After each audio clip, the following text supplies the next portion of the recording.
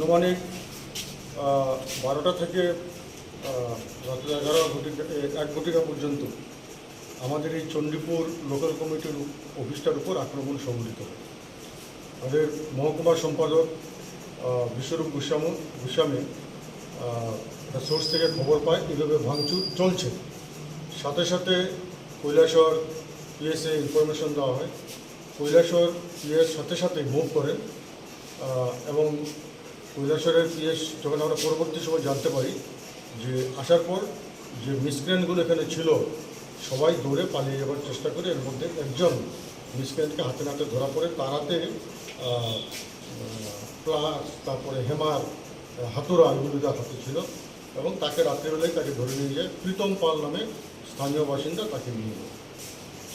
গ্রুপের না হলো 20-25 জনের একটা গ্রুপ ছিল সেখানে এবং অফিসে আপনারা সহযোগ